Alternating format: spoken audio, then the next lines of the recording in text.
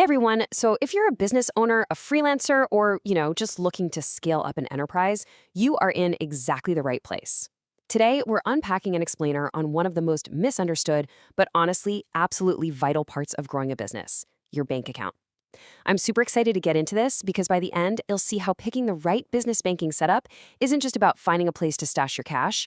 It's actually a massive strategic move to unlock future capital. All right, let's just dive right in. So I want to start off by talking about this massive mistake I see happening all the time. A lot of business owners, even those bringing in a lakh or more every single month, run all their transactions through a basic personal savings account. And why? Usually because they're chasing that sweet 2 to 4% interest rate. It kind of feels like free money, right? But here's the critical flaw with that.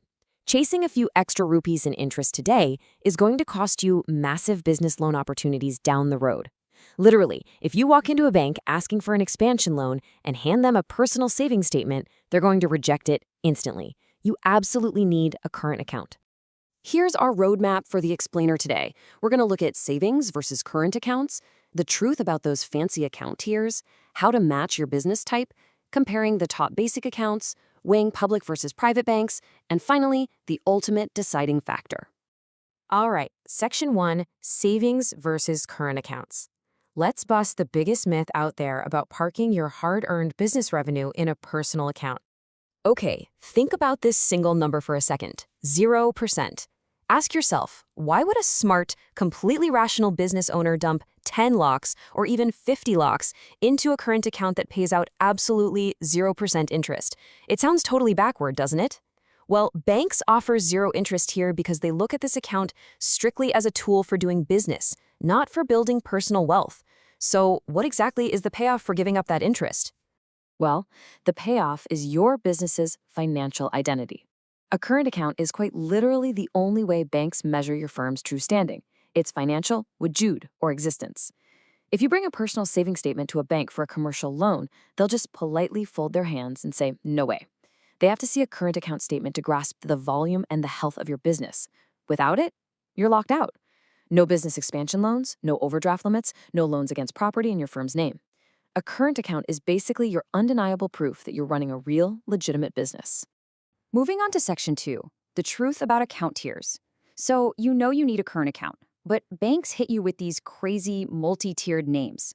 Let's decode what's actually going on here. Think about how this progression works. We're using State Bank of India, or SBI, as our example here, but honestly, this applies everywhere. ICICI, HDFC, Axis, you name it.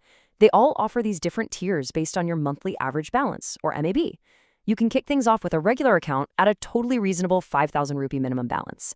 But as you grow, they're going to start pitching you silver, gold, diamond, platinum, and eventually the rhodium account, which requires a whopping 50 lakh rupee monthly average balance. But here is the absolute secret banks don't really advertise. The only real difference between a basic account and a fancy premium one, it's your limit for free cash handling. That's literally it. Premium accounts do not suddenly start paying you interest. They just give you a bigger allowance to deposit and withdraw physical cash before penalty fees kick in. For example, that basic SBI account lets you deposit 5 lakhs in cash per month for free. That top-tier rhodium account, it lets you deposit 2 crores. And that brings us straight into Section 3, match your business type. It is time to map your account tier directly to your actual day-to-day business reality. Let's think about 2 totally different business personas. Take an IT professional or maybe a YouTuber. Their payments all come directly online. Clients, Google AdSense, whatever. They pay their editors online.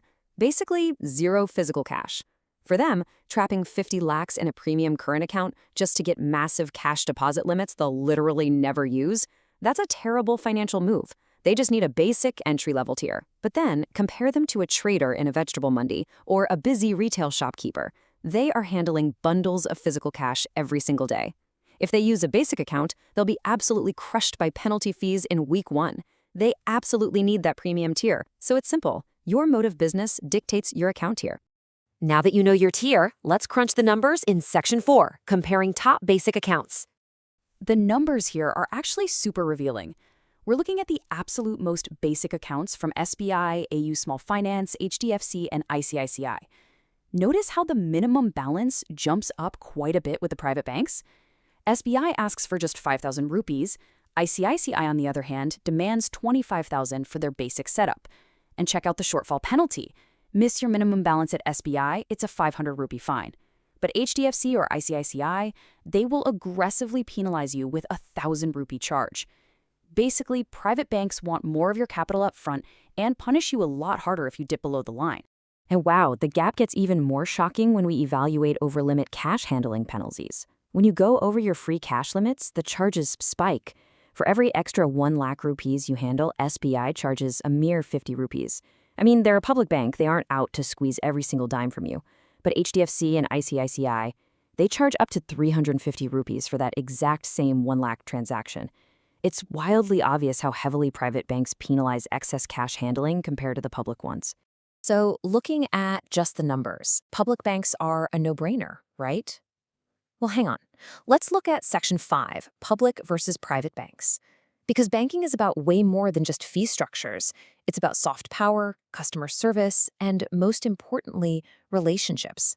Because here is the absolute golden rule of business banking. Your relationship with the bank matters way more than the bank's name. The raw numbers we just looked at only tell half the story.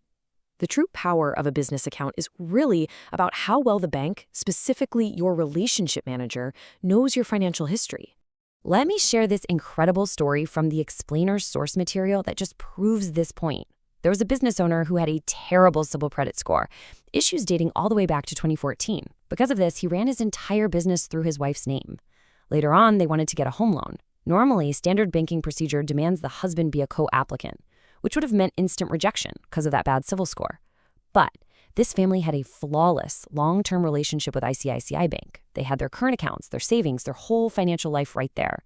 And because the bank truly knew and trusted their actual business volume, they bypassed the usual red tape, processed the loan strictly under the wife's name, and instantly approved a 90 lakh home loan. Now that is the power of a private bank relationship. And that relationship pays dividends in everyday situations too. With that strong private bank connection, that same family managed to negotiate a gold loan down from 11.5% to just 10%. Plus, if you ever accidentally trigger one of those huge cash handling penalties we talked about, a quick call to your dedicated relationship manager at a private bank can often get those fees totally reversed. Contrast that with a public bank.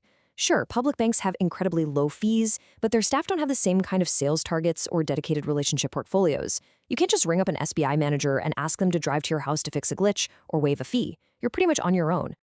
All right, we've covered the metrics, the tiers, and those crucial relationship dynamics. Let's bring it all together into actionable advice with Section 6, the ultimate deciding factor. Okay, here is your final checklist for finding that perfect business current account. First off, sit down and honestly assess your exact monthly physical cash deposits and withdrawals. Number 2, please don't fall for fancy account names. Pick your tiers strictly based on those cash limits so you don't lock up dead money. Third, if you're a smaller operation pulling in under 5 lakhs a month and just want to avoid high fees, definitely look at public banks. Fourth, if you have high turnover, you need fast problem solving, and you want a dedicated manager just a phone call away, private banks are 100% the way to go. And finally, above all else, pick the branch and bank where you can actually build the strongest long-term human relationships. So I'm going to leave you with this one final thought. Based on your actual daily cash flow and how much personalized service you really need, which bank are you going to choose to partner with to grow your business tomorrow? Your bank account isn't just some vault. It's literally the financial foundation of your business's future. So make that choice strategically. Thank you so much for hanging out with me for this explainer, and I seriously can't wait to see how you use this to scale up your success.